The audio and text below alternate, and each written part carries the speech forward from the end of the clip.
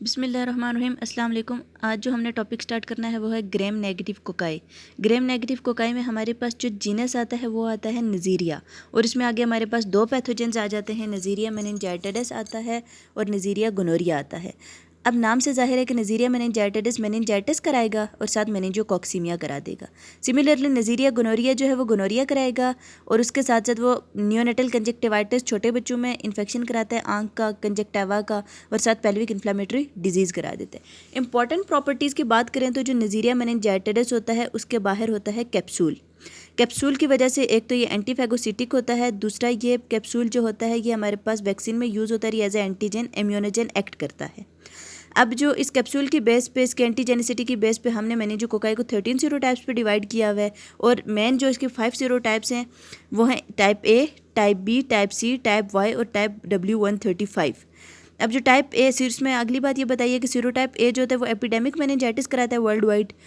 Second बात ये बताइए कि जो सीरोटाइप बी होता है उसमें कहा कि जो ग्रुप बी पॉलीसैकेराइड होता है ना वो ह्यूमन के अंदर पैथो इम्यूनोजेनिक नहीं होता, इसलिए वो वैक्सीन्स में प्रेजेंट नहीं होता ग्रुप बी पॉलीसैकेराइड।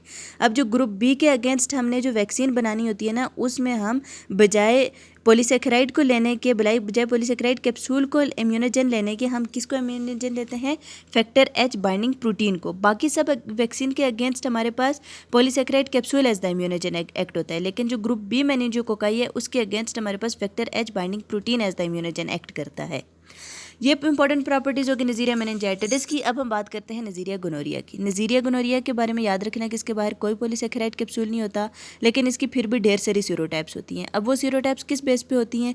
मेनिंजाइटिस की जो सीरोटाइप्स थी वो तो पॉलीसैकेराइड कैप्सूल की एंटीजेनिसिटी की बेस पे थी ना, लेकिन इसके ऊपर तो पॉलीसैकेराइड कैप्सूल है ही नहीं, तो इसकी सीरोटाइप्स होंगी जो इसका पाइलस प्रोटीन है उसकी एंटीजेनिसिटी की बेस पे। अब जो तक ऑलमोस्ट 100 सीरोटाइप्स होती हैं इसकी, और इसके हमारे पास आउटर मेम्ब्रेन प्रोटीन्स होती हैं 3 तरह की, प्रोटीन 1, प्रोटीन 2, प्रोटीन 3। अब जो प्रोटीन 2 होता है ना वो क्या कराती है कि ऑर्गेनिज्म को अटैच कराती है सेल के साथ, और इस वजह से और ये एंटीजेनिसिटी में भी वेरी करती है।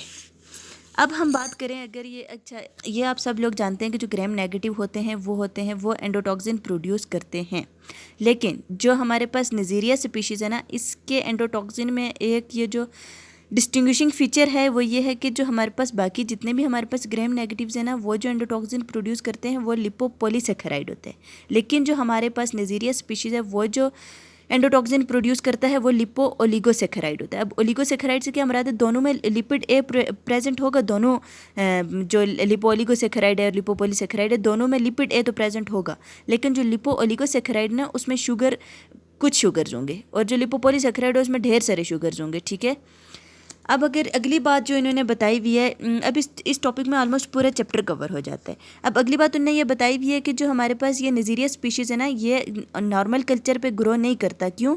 क्योंकि उसमें जो हमारे पास मेटल्स और फैटी एसिड वगैरह होते हैं ना कल्चर में, वो इसकी ग्रोथ को इनहिबिट कर देते हैं। अब इसके लिए एक स्पेशल कल्चर होता है जिसको हम कहते हैं चॉकलेट, स्पेशल एगर होता है जिसको हम कहते हैं चॉकलेट एगर।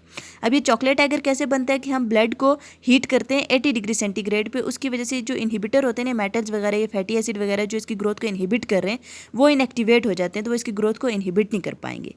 तो सिंपली ये कि ये नॉर्मल एगर पे ग्रो नहीं करता, ये चॉकलेट एगर पे ग्रो करता है। चॉकलेट एगर कैसे बनता है?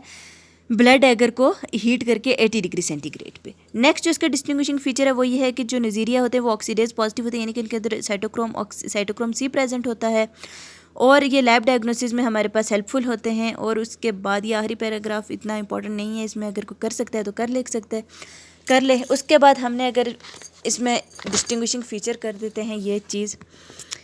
अच्छा जी, नज़ीरिया मेनिंजाइटिस में हम पढ़ चुके हैं कि इसमें कैप्सूल प्रेजेंट होता है, और नज़ीरिया गोनोरिया में कैप्सूल प्रेजेंट नहीं होता। नज़ीरिया मेनिंजाइटिस जो होता है वो माल्टोज़ की फर्मेंटेशन कराता है, जबकि नज़ीरिया गोनोरिया जो है वो माल्टोज़ की फर्मेंटेशन नहीं कराता। अब नज़ीरिया मेनिंजाइटिस जो है वो बीटा लैक्टेमेज की प्रोडक्शन नहीं करता। बीटा लैक्टेमेज एक एंजाइम होता है जो पेनिसिलिन्स को इनएक्टिवेट कराता है, तो मेनिंजाइटिस में बीटा लैक्टेमेज की प्रोडक्शन नहीं होती, यानी इसके ऊपर पेनिसिलिन्स इफेक्टिव होती हैं। लेकिन जो नज़ीरिया गोनोरिया है वो बीटा लैक्टेमेज की प्रोडक्शन करा देता है, उसकी वजह से हमारे पास पेनिसिलिन्स जो हैं या इनके रिलेटेड ग्रुप्स वो इनएक्टिवेट हो जाते हैं और वो इस पर इफेक्टिव नहीं होते। और चौथी इंपॉर्टेंट बात यह है कि मेनिंजाइटिस के अगेंस्ट वैक्सीन अवेलेबल होती है, हम ऑलरेडी पढ़ चुके हैं, और नज़ीरिया गोनोरिया के लिए कोई वैक्सीन अभी तक नहीं बनी।